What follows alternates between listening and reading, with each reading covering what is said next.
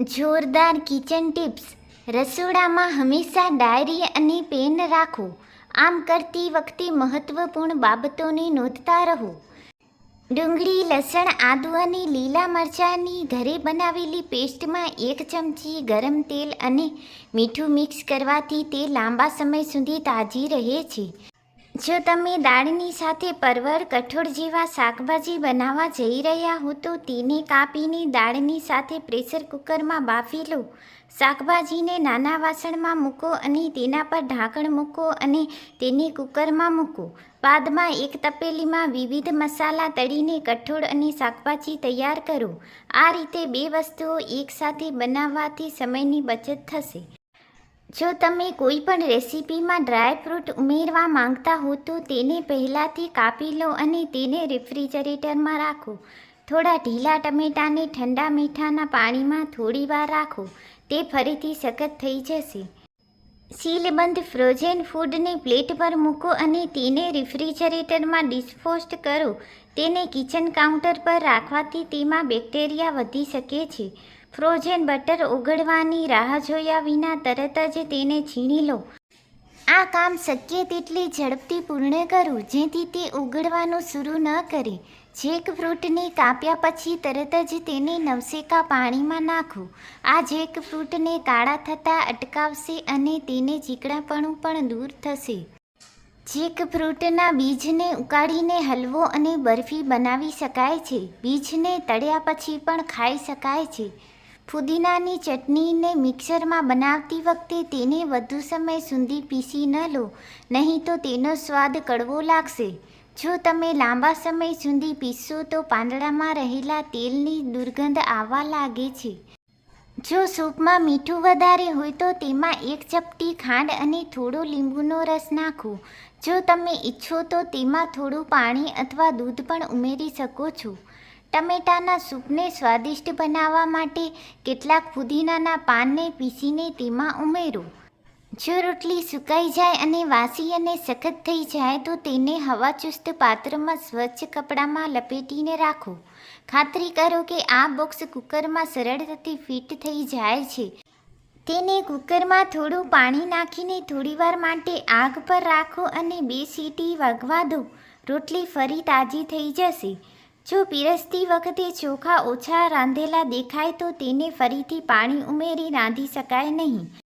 આવી સ્થિતિમાં થોડું દૂધ ઉમેરીને વરાળ કરો. ચોખા ફૂલેલા થઈ જશે. જો રાંધતી વખતે ચોખા સહેજ બળી જાય તો તેને આંચ પરથી ઉતારીને તેના પર સફેદ રોટલી 10 મિનિટ રાખો.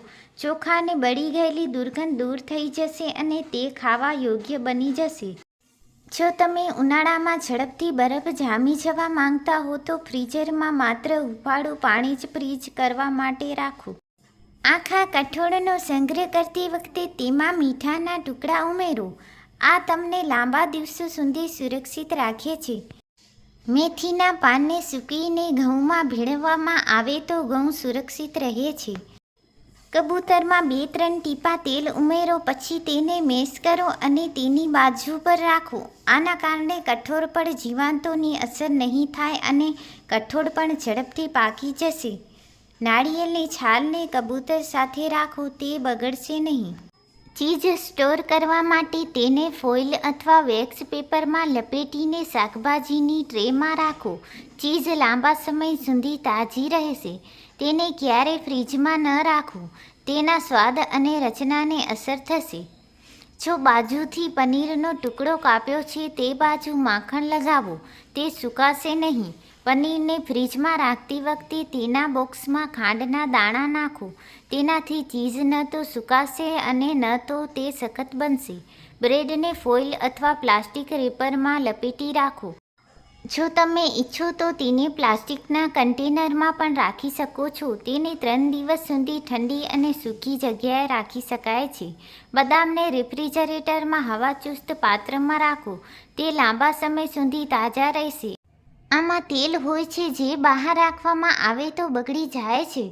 સલાડના પાંદડાને લાંબા સમય સુધી તાજા રાખવા માટે તેને ખુલ્લા પાત્રમાં મૂકો અને તેમાં કાગળનો ટુવાલ રાખો.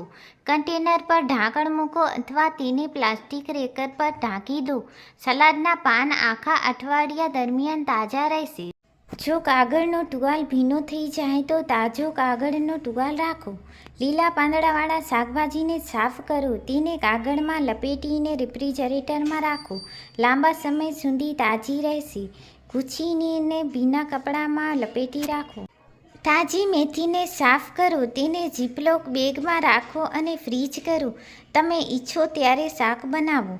લીલી ડુંગળીને કાપીને એરટાઇટ કન્ટેનરમાં મૂકો. તેને ઢાંકીને રેફ્રિજરેટરમાં રાખો. જો તમે ઈચ્છો તો તેને ફ્રીજમાં પણ રાખી શકો છો. જો જરૂરી હોય તો જેટલું જોઈએ તેટલું બહાર કાઢો. તેને ફરીથી રેફ્રિજરેટરમાં રાખો. તાજી રહેશે. તાજા આદુને સાફ કરો અને ફ્રીઝરમાં રાખો. લાંબા સમય સુધી તાજી રહેશે. ગાજરને ટુવાલ પેપરમાં લપેટીને પ્લાસ્ટિકના બોક્સમાં રાખો. આ બોક્સને રેફ્રિજરેટરમાં રાખો.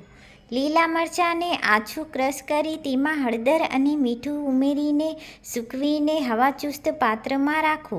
તે ઘણા દિવસો સુધી સારું રહેશે.